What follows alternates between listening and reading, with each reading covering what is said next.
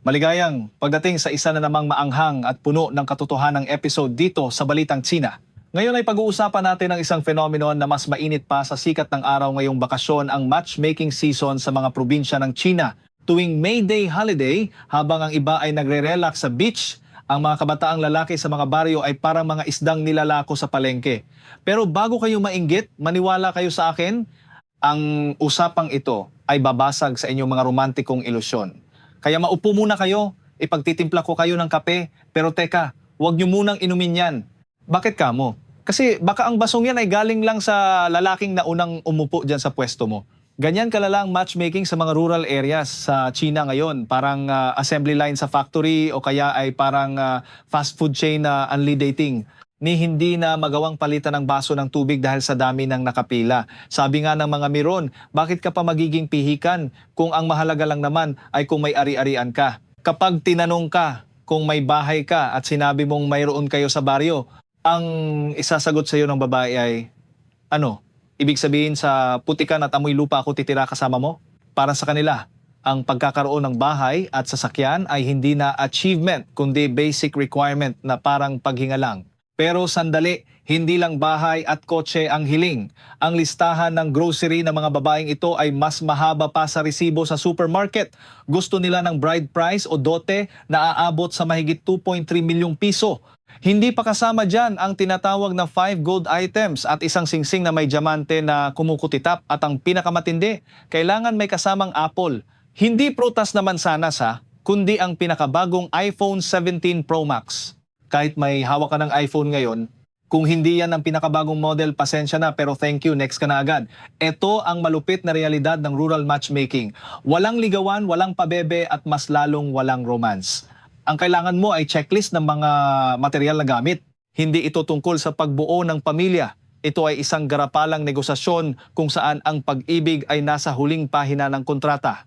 At kung akala nyo ay tapos na ang listahan, nagkakamali kayo. May pahabol pa ang ibang mga bride-to-be. Ang bride price na ibabayad mo na milyon-milyong piso ay hindi pala para sa inyong dalawa.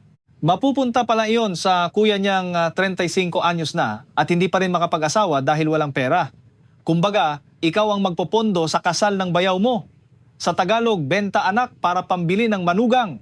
Kaya pala nagmamadali ang nanay ng babae, hindi dahil gusto niyang magkaapo, kundi dahil kailangan na niyang maikasal ang anak niyang lalaki gamit ang pera mula sa iyo. Silipin naman natin ang isang eksena sa probinsya ng Hebei. Isang lalaking delivery driver na pinanganak noong 2002 ang dumating sa isang matchmaking event, dala ang isang kahon ng instant noodles bilang regalo. Ang tumambad sa kanya, isang babaeng nakapajama pa, bagong gising at parang napilitan lang bumangon ni hindi man lang nag-ayos. Ang unang tanong agad sa kanya ay kung saan siya nagtatrabaho. Nang malamang nagde-deliver lang siya ng pagkain sa Tianjin at kumikita lang ng 60,000 hanggang 65,000 piso kada buwan, ang mukha ng babae ay parang nakakain ng maasim na kalamansi. Kahit may bahay ang lalaki sa baryo, ang hirit pa ng babaeng nakapajama, gusto niya ng lalaking mayaman para hindi na niya kailangang magtrabaho habang buhay. Pagod na raw siyang mapagod. Gusto niya ng bride price na 1.5 milyong piso, bagong iPhone at isang mamahaling mink coat. Kahit tapos na ang winter, gusto pa rin niya ng fur coat. Bakit? Para pang aura siguro sa social media habang ang asawa niya ay nagkakandara pa sa pagde-deliver ng pagkain sa ilalim ng ulan at init. Sa huli, hindi man lang kinuha ang contact number ng lalaki. Masyado ka raw mahirap, kuya.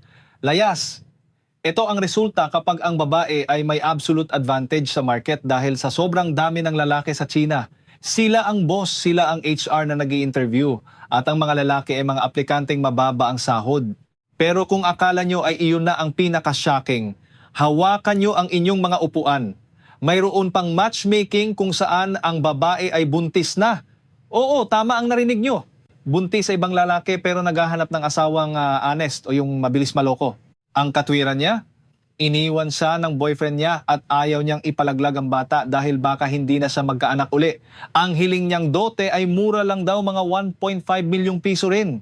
Sabi pa niya, ang mga kaibigan niya ay humihingi ng 2.5 hanggang 3 milyong piso, kaya discounted na siya. Ang kailangan lang daw niya ay security para sa kanya at sa baby niya. Hindi ito matchmaking, ito ay paghahanap ng salo o yung taong magbabayad sa pagkakamali ng iba. At heto ang lalong nakakaloka. Sa isa pang eksena, ang babae ay may isang anak na at buntis pa sa pangalawa. At ang matindi, hindi niya alam kung sino ang ama ng dinadala niya. Noong una umaayaw ang lalaki, syempre naman, sino ba ang gustong pumasok sa ganoong sitwasyon? Pero biglang nagbago ang ihip ng hangin nang sabihin ng babae ang kanyang offer. Bibigyan niya ang lalaki ng 1.6 milyong piso, isang bahay at isang Range Rover. Biglang lumambot ang puso ng lalaki. Sabi niya, mabait talaga akong tao, sige pag-usapan natin. Mula sa moral high ground, bigla siyang naging softy dahil sa pera at luxury car. Basta raw wag lang hahanapin ng mga bata ang tunay nilang tatay sa hinaharap, okay na siya. Isang transaction na walang moralidad, basta may pera, lahat ay pwedeng pag-usapan. Marami ring mga netizen ang nagbahagi ng kanilang mga nakakalulang karanasan. May isa, 2004, pinanganak pero ang ipinakikilala sa kanya ng matchmaker ay isang biyuda na. May isa namang pinapunta sa isang babaeng tahimik daw at hindi lumalabas ng bahay. Iyon pala ay 2 taon nang nakahiga lang sa kama dahil sa sakit. Mayroon pang ang kwento na sa unang date pa lang may namatay na lolo sa bahay ng babae at pinagbabayad ang lalaki ng funeral expenses dahil siya raw ang nagdala ng malas. At ang pinaka-absurd sa lahat, yung matchmaker na nag-aalok ng babaeng nasa vegetative state o comatose. Sabi ng matchmaker, magmadali ka na at mag-commit dahil kapag nagising yan, tataas na ang presyo. Ang mga kwentong ito na parang script sa komedya ay seryosong refleksyon ng hirap at luha ng mga binatang Tsino. Sila ay parang mga karne na sinusuri ang bawat bahagi ng katawan at bulsa. Bakit nga ba ganito kagrabe ang demand ng mga babae sa probinsya? Bakit tinitiis ng mga lalaki ang ganitong kahihiyan? Ang sagot ay nasa malupit na istatistika. Sa rural areas ng China, mayroong tinatawag na excessive bachelors. Ayon sa data, may mahigit 25 milyong single na lalaki sa China na nasa tamang edad na para mag-asawa. Sa ilang mga lugar, ang ratio ng lalaki sa babae ay umabot na sa nakakalulang 13:2. 13 lalaki para sa 2 babae. Isipin nyo na lang ang kompetisyon na yan. Nasaan na ang mga babae? Simple lang, karamihan sa kanila ay lumuwas na sa mga malalaking lungsod para mag-aral o magtrabaho. Halos 70% sa kanila ay mas pinipiling mag-asawa na doon sa syudad kaysa bumalik sa putikan ng kanilang baryo. Ang mga lalaki naman ay naiiwan dahil kailangang mag-alaga ng magulang o magmana ng lupa. Dahil dito nagkaroon ng vacuum o kawalan ng mga babaeng pwedeng pakasalan sa mga probinsya.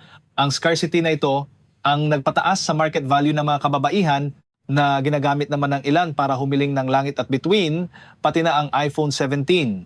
Huwag din nating kalimutan ang kasaysayan. Ang problemang ito ay ugat ng ilang dekadang one-child policy at ang tradisyonal na pagpapahalaga sa mga anak na lalaki. Noong bawal ang maraming anak, maraming pamilya ang mas piniling itapon o iwanan ang mga sanggol na babae dahil ang gusto nila ay tagapagmana ng apelyido. Ngayon, ang nakaraang iyon ay bumabalik para maningil. Ang kakulangan ng babae ngayon ay ang karma ng nakaraan. Dahil kakaunti sila na ngayon ang seller sa market at ang mga lalaki ang buyers na naguunahan kahit ang presyo ay abot langit. Tingnan natin ang isang negosasyon ng mga magulang tungkol sa bride price. Ang tatay ng lalaki ay nakikiusap na ibaba ang presyo mula sa 8.6 milyong piso. Sabi ng tatay, magsasaka lang kami. Kahit kumita kami ng 800,000 sa isang taon, hindi namin yan kayang bayaran. Pero ang sagot ng pamilya ng babae, kung hindi mo kaya, wag na nating ituloy ito. Pumasok pa ang nakababatang kapatid na lalaki ng babae at nagsabing kailangan niya ng pera pambili ng Audi at bahay para sa sarili niyang kasal. Sa madaling salita, ang kasal ng 2 tao ay naging paraan para maiahon sa hirap ang buong pamilya ng babae. Sabi nga ng isang netizen, akala mo mag-aasawa ka lang, yun pala ay magre-raid ka ng kaba ng yaman ng pamilya mo para ibigay sa iba. At kung sa probinsya ay talamak ang auction ng bride price, sa mga lungsod naman ay parang stock market ang matchmaking. Sa People's Park sa Shanghai, makikita mo ang mga magulang na may dalang payong na may nakadikit na resume ng kanilang mga anak. Dito, hindi lang pera ang usapan. Kailangan ay graduate ka sa top universities, may trabaho sa multinasyonal na kumpanya at may sariling kondo sa sentro ng lungsod na walang utang. Ang tawag dito ay social status matching. Kung wala kang maipapakitang titulo ng lupa o mataas na pinag-aralan, huwag ka nang umasa. Dito lumalabas ang tinatawag na ABCD theory. Ang mga lalaking Class A ay nag-aasawa ng babaeng Class B. Ang Class B na lalaki ay sa Class C na babae at ang Class C na lalaki ay sa Class D na babae. Sino ang naiiwan? Ang mga Class A na babae na masyadong matalino at matagumpay para sa mga lalaki at ang mga Class D na lalaki sa probinsya na walang pera at pinag-aralan. Ang mga babae sa lungsod ay dumaranas ng leftover woman anxiety habang ang mga lalaki sa probinsya ay nahaharap sa leftover man crisis. Dalawang magkaibang mundo pero parehong biktima ng materialismong dala ng makabagong panahon. Dahil sa sobrang mahal at hirap mag-asawa, marami sa mga kabataang sino ang sumuko na. Sila ang tinatawag na four no's generation. No dating, no marriage, no children, at no house. Hindi ito dahil sa katamaran, kundi dahil sa pagod. Kapag ang gasto sa kasal ay 8 beses na mas mataas kaysa sa kinikita mo sa loob ng 1 taon, ang pag-aasawa ay hindi na pangarap kundi isang sumpa. Ang pagbili ng bahay ay nangangahulugan ng 30 taong pagkakaalipin sa utang. Ang pagkakaroon ng anak ay parang pagtapon ng pera sa isang butas na walang katapusan dahil sa mahal ng edukasyon. Sa huli, ang henerasyong ito ay unti-unti nang nagigising. Kung ang pag-aasawa ay hindi magpapaganda ng kalidad ng buhay mo, kundi magiging pabigat lang at ikukulong ka sa isang sistema ng utang at materialismo, mas mabuti pa ngang manatiling single. Ang pag-iisa ay naging isang paraan ng proteksyon sa sarili laban sa mundong tingin sa pag-ibig ay isang business transaction lang. Kaya sa mga kabalitang sina, bago nyo pangaraping mag-asawa sa ibang bansa, siguruhin nyo munang sapat ang laman ng inyong bulsa at ang tibay ng inyong sikmura. Hanggang sa muli nating talakayan dito sa Balitang China kung saan ang katotohanan ay mas matindi pa sa kahit anong teleserye.